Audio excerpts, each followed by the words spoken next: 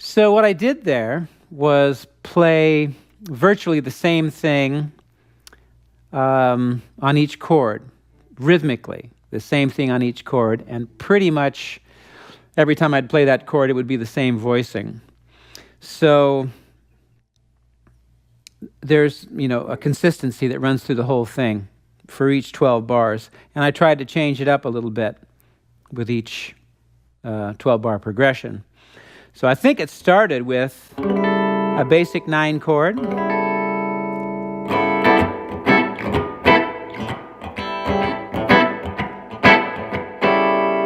Something like that, right?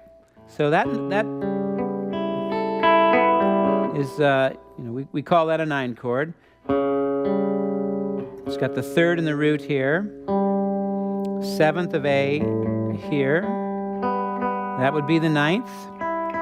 This is the 5th. And I like hearing that root on top. Normally, if I hear most people play, they'll play the 9 chord without that. For me, it just gives it a little more punch. It's big, big full chord like that. And then doing this on the 4 chord, the D9, and on the E9. Then I kind of played a riffy thing.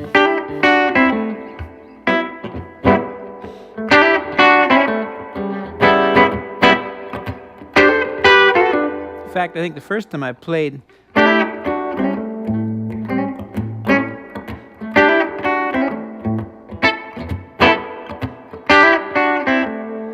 Now that's one thing you can do in blues playing, from a 5 chord to a 4 chord. It's basically the same thing, minor third instead of. It's just a convenient little thing on the guitar. On the A7, and then you just play it minor here on the 4 chord. Now, I wouldn't hesitate to do it again on the 5 chord. But it kind of works, But I think in the example, I played it up there on the E chord. And like that on the D chord.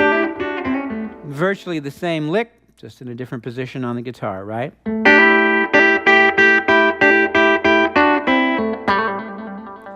So this developed out of,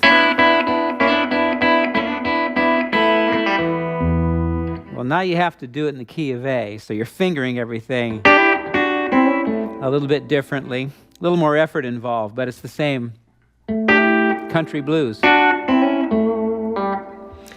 I also played something like this. Now this is A13. So the 13th is right here. 1. The 6th and the 13th are the same thing, an octave apart. So 1, 2, 3, 4, 5, 6, 7, 8, 9, 10, 11, 12, 13. If I'm playing it here,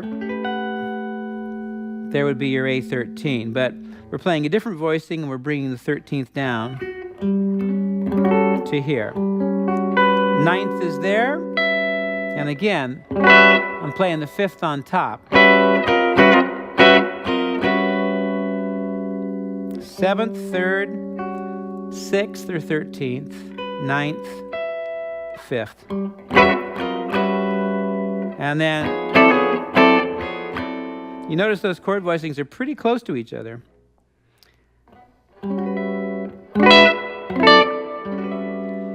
So these chords voicings being very close together is also a good thing. Keeping your movement kind of concise, You're not playing this here and that up there or down there. You keep everything kind of as close to each other as possible.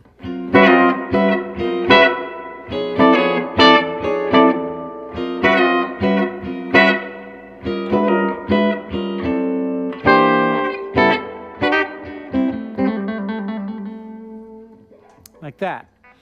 And I think I also played so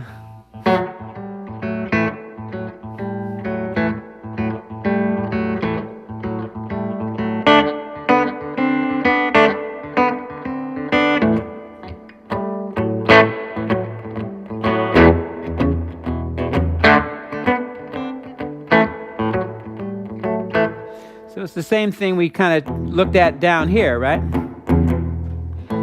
Up to A. Now we're in the key of A. Going to the 4 chord here as D. You can play the same thing. The strings are so light, it's a little hard to dig in there, so you have to kind of adjust your technique a little bit and hit the strings not quite so hard. That was pretty hard.